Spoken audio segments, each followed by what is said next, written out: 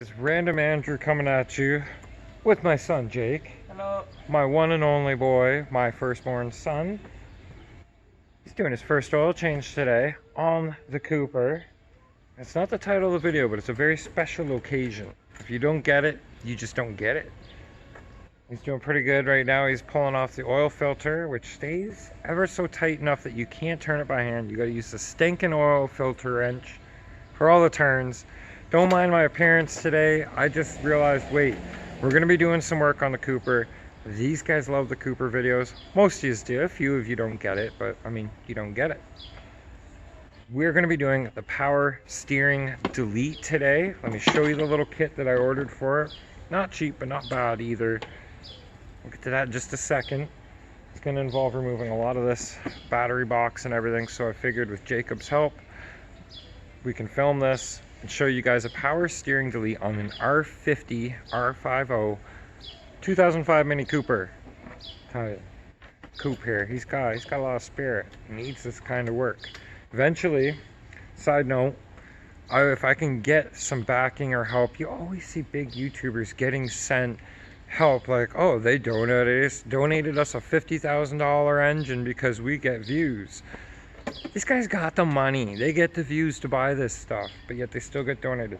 Help a poor YouTuber out. You have to say, start at the bottom, worked our way to the top. Well, guess what, guys? I didn't get a ladder. I'm still at the bottom. And, that's just life. That's how it is for me. So I get what I can as we can get it. The plan is, I'd love to get some help with, though, from a nice pro shop that knows all this stuff and can really help me get in the right direction with their product and show you guys how you should be doing this. Maybe not all of this, but some of it.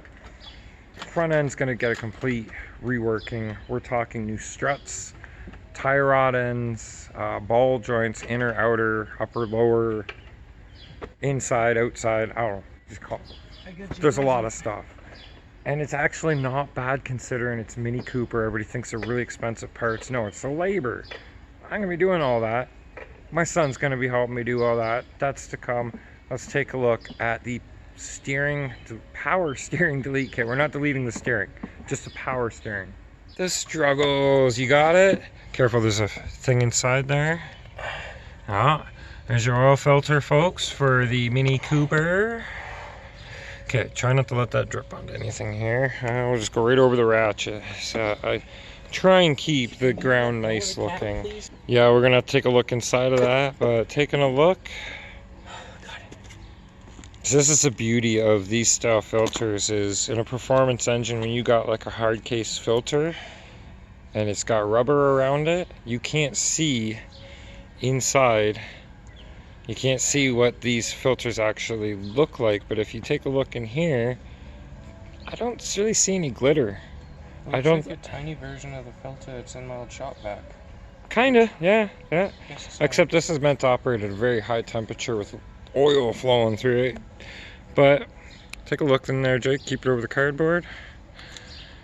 Do you see any glitter in there? I see some hair, but I don't see any glitter. It's not hair. Better not be. All right, there you go. It's used. It's no good anymore, but it's clean as far as grit and stuff you don't want to see. Okay, put it on top of the toolbox for now. Alrighty, spark plug time, mid-oil change. Gonna let the car have a minute to drip all the oil out that it can. These are what come out of the car. Bosch Platinum R3. I know, fancy quad tip. It really doesn't make much of a difference. As long as it's going spark, your stuff will go bang. But they're looking old. Look at that, and you can see a bit of temperature. And according to the spark plug guide, yeah, that one looks just the exact same way. Overheating, well, it helps I don't have a cooling fan. That, we should address that soon too. But let's deal with three things at a time here. These are the plugs that are going to go in it. NGK Platinum, Premium Platinum Tip. These are the new ones going in. I've never run these in it before, and they were affordable because I'm poor. So that's what we're going with. Anybody who's saying, oh, you're doing it all wrong, do it on my budget and tell me I'm doing it wrong. Aight. See how Jake's making out here. Luckily all the spark plug wires are all numbered. left to right, 1 through 4. You having fun there, buddy? Keep in mind, guys, he's never done any of this before, so this is all learning for him. Let's see how that one looks. Same. A little bit hazier, almost, you want to say? This one doesn't look as clean. A little darker, but yeah, it's not bad. They're not like chipped and worn. The electrodes aren't don't have a lot of pitting or anything on them. Nice. Let me know in the comments section down below, ladies and gents. What do you think of those? What's your thoughts diagnosing by spark plug? Here we are wrapping up. Just getting Jake to tighten them down. He already put all the other 3 in. He's just finishing up with this here. I don't know how tight I should. I'll finish it up in a second. Next step, I guess we'll wrap up the oil change and start working on the power steering delete. Get on to the business of the day. That is the hardest part we'll be doing today, so yeah. And it ain't raining anymore, yay! We were going to do this in the rain. Don't say that, it'll come back. Alrighty, so before I completely miss it, we got the oil plug back in, new filter on and wrench down. It's way down under there, it's fun. We both got long arms, so that's no worry for me and my boy. Right? That's right. So now we're putting in, somebody's gonna say something, because people do, but 5W30, this is, see, I couldn't get to 10. Some forums, people are saying, no, 10W, some say 5W, so guess what? We got the 5W, because it's not just that it's in my price range, it's really not. $60 for 5 liters, dang. But yeah, it's the full synthetic, high mileage. And apparently it's made from natural gas. Yeah, so, Jake, if you want to keep pouring. Good.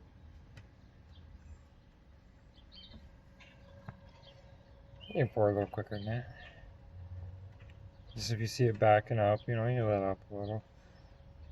I doubt it would. I was just actually explaining to Jake, I don't really like just glug the all in at once. I'm not sure why, but it just seems sense to take your time about it. Although your oil pressure does run along at whatever PSI, right? It's not low pressure. Okay, give her and we'll check the level. Give her a little break. Alright, just checked. I guess I could have showed you guys, but oh well. You've seen oil checked the level of before. That came out really weird. So yeah, it wasn't even at the minimum mark, and we've almost got the full 5 liters into it. This is a 1.6 liter motor. Does it really need to have 5+ liters of oil? I guess so. Am I not doing this right? Either way, you put the plug in, right? It's going to be a very happy Cooper now. Some fresh oil, some fresh plugs. It was due. It was definitely due. I'm going to try and make sure soon I get on tackling the fan issue. I realize, yes, I had a video about have Mini Cooper fan issues. And some of you, took the advice and put yours on a switch, but hopefully you got a switch that did not burn out. I went through 3 or 4, and that was, unfortunate, but I haven't had a fan for a while. I don't do a lot of city driving. When I do, if temperatures come up, say to a drive-through, I put on the heater, I open the sunroof, and I crank it. That little thermostat works like a rad pretty darn well for this small little motor. Alrighty, all the new oil in. Go ahead, do the honors. Seal her up.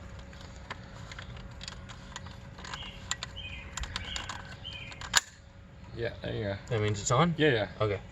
That's you're tight enough click. Alright, on. New oil, new plugs. Now for what you all came here to see, the power steering delete. This is going to be, let's hope we can get it done before dark. It shouldn't be that bad. I mean, once we start, we gotta commit. So worst case scenario, you're going up to grab the floodlight. And alrighty, start. We gotta remove the battery box. We gotta lift this fuse box up because the fuse for your power steering is a 100 amp fuse, and it's on the underside of this, so that's got to be removed. And then we'll have clear enough access. We'll be able to start taking the lines off, let the power steering fluid run. Remove all that's the grossest looking thing under this whole engine bay other than this, and it'll help clean it up. Not only that, it'll give me a workout on my arms. All right, It'll be that much lighter. We'll update you guys once we've got to the fuse so we can show you what it looks like and where to find it. Side note, Sometimes battery boxes don't survive the test of time. Sometimes they're missing a few screws or don't do the screw job at all. So for me, I had this screw down here, 10 mil. Was it? Yeah, I think it was 10 mil. And just ahead of time, pull that guy out, pull that guy out. And there's one there too. But you can't just lift the dang thing out because you gotta remember, there's all wires underneath that. This is the brain connection for the computer, your ECU.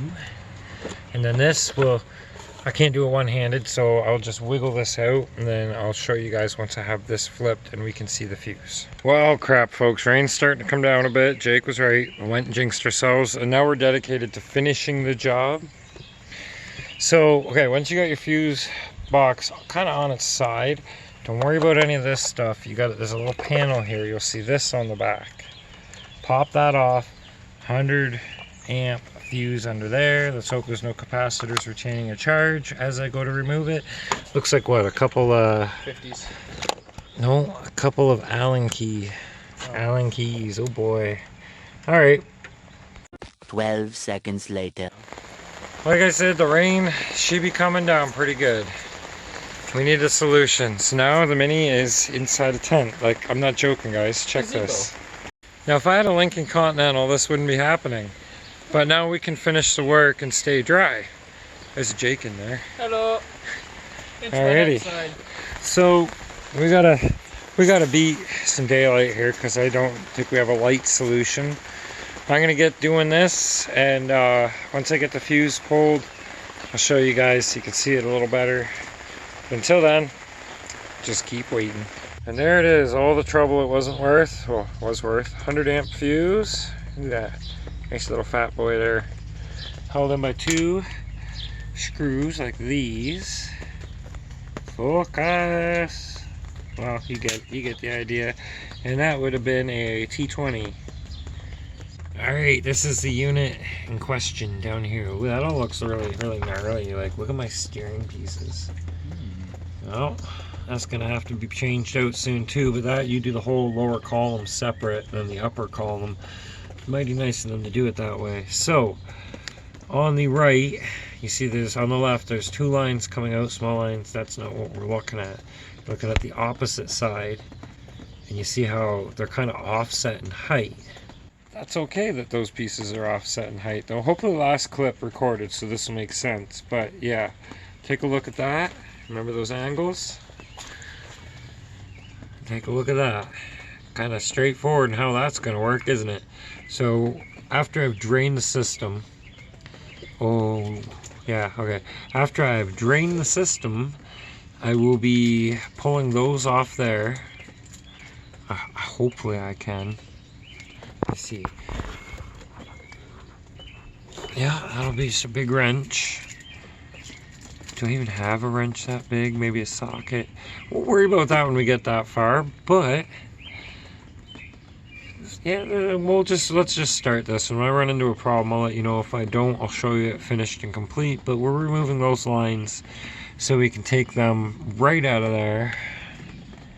Is it done there, or is it done over here? Oh, folks, give me a minute.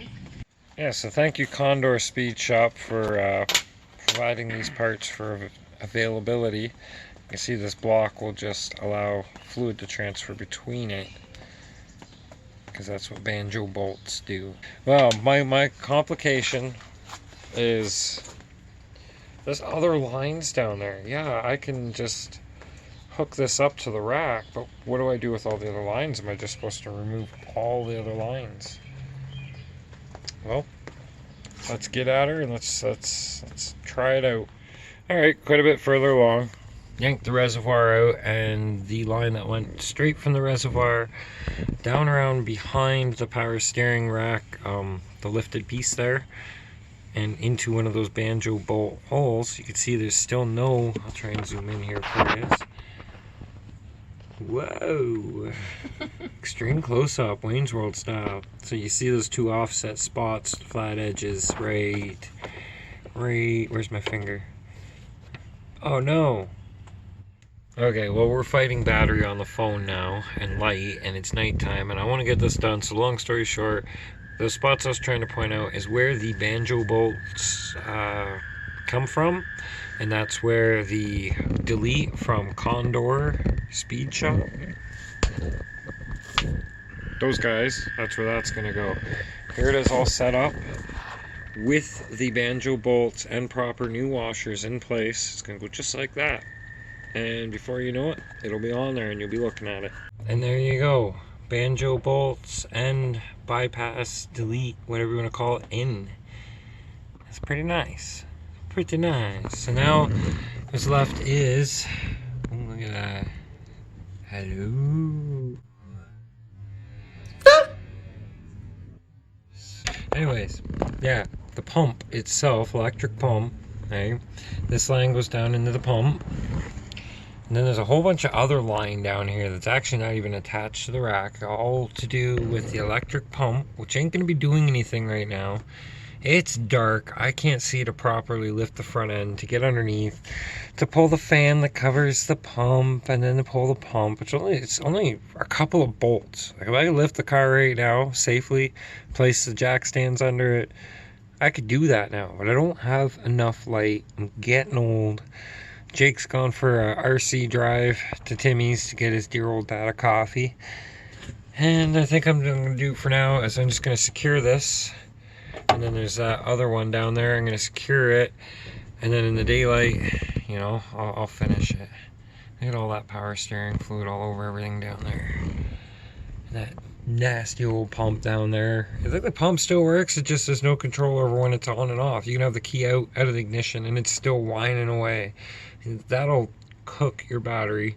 Plus it running away like that all the time, just running full tilt, it could overheat, potentially catch fire. So yeah, it's time for its day to be gone. But I mean, the Mini Cooper is not a very heavy car, and to be quite honest, when the power steering would die, I could still fairly easily turn the wheels with the car rolling, even with it stopped. You know, it's a wrestle. You wrestle with it, but you could still turn the wheels. But then you were fighting a dead pump. With this bypassing, what it does is it allows fluid to still flow through when you turn the wheel side to side. You won't pop the seals in your rack, your steering rack. You know, so it makes it better and it less difficult to turn than it already has felt. It gets rid of that nasty overflow out of there too. Cleans it up a bit. You know, I'm gonna clean this all up, give it an engine shampoo again. And I was looking at, I have a Bluetooth OBD2 reader. You can get them on Amazon, you can get them on eBay, whatever. I suggest get the Wi-Fi though, because more apps work with the Wi-Fi. Took an air temperature, I was looking at the intake temperatures, and they're upwards of 45 degrees Celsius. Short ram intake, if anything. Maybe it made it a hot air intake, which is not cool. Ideally, I'd like to, where the battery usually sits right here, relocate the battery to the trunk, 3D print a standalone box to house the brain, the ECU, and then I could put the filter, get a different pipe, maybe 3D print my own custom pipe, have the filter up here, make a heat shield, and then have separate ducting down pulling cooler air in. That sounds like an idea. Would you guys watch a video like that? Like, I'd be willing to give that a shot if I can get some help with a battery relocation. Only problem also with a battery location, like this is not a 240SX. You can't just store the battery in the trunk and still have a lot of space left. You know what I mean? It's a Cooper. This car lives its life in two-seater mode. But you know, hey, you deal with what you got, and this car has saved me a lot of money on fuel. Doing the work has saved me a lot of money on parts. Ideally for the channel, and don't mind me, it's late. Poor lighting. I probably look like hell because I've been under the car. But yeah, for the channel, ultimate dream K-Series swap in here. Next best case scenario, find a donor Cooper S and choose transplant with 5-speed or 6-speed. You'd need the motor, transmission, the brain, the ignition, and probably some wire harness adapting. A little bit of work there. Okay, everything is back together. The only thing you really see still is that one little hose head sticking up there.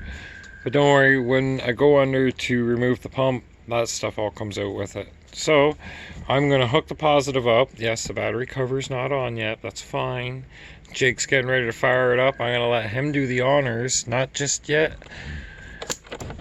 And yes, my terminal piece, the thing to tighten it down, broke. So I'm going to get a little hose clamp, tighten it onto there, and that should do the job. See, that's all good. I don't see anything smoking yet. Thankfully, nothing electronic can really be harmed in the procedure that we just did. And you notice something, folks. Listen, no whining power steering pump. All right, Jake, fire it up.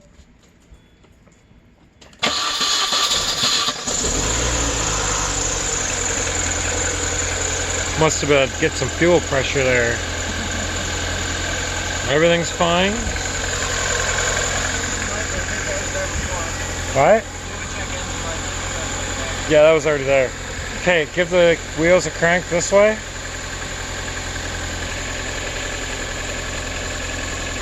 I don't know why. Oh, it went into safe mode. That's why. That's fine. A lot harder to turn, eh? Yeah. All right. I wanted to see the banjo bolts, make sure there's nothing leaking, but you know, you kind of really can't. If you see any smoke coming up, that's just the stuff that got on the manifold. A little drop or two, don't hurt nothing. We'll just let it run in safe mode for a minute. And yes, I'm still having an issue, folks, because I can't afford to replace the catalytic converter.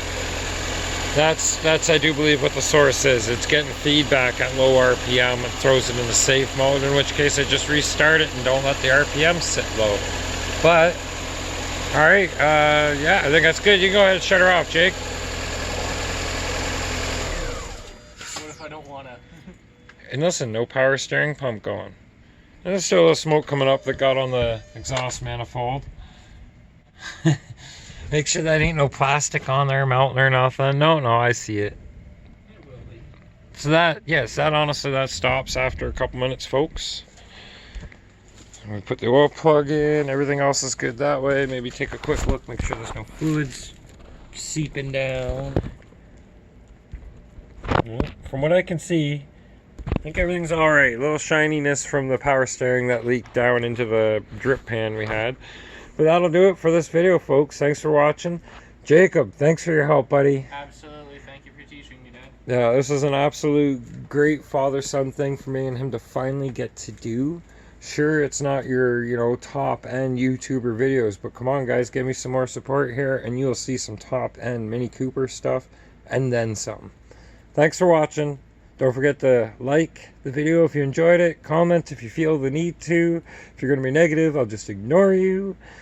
But yeah, subscribe, ring that notification bell, and share the video where it's appropriate. Have a great night, folks.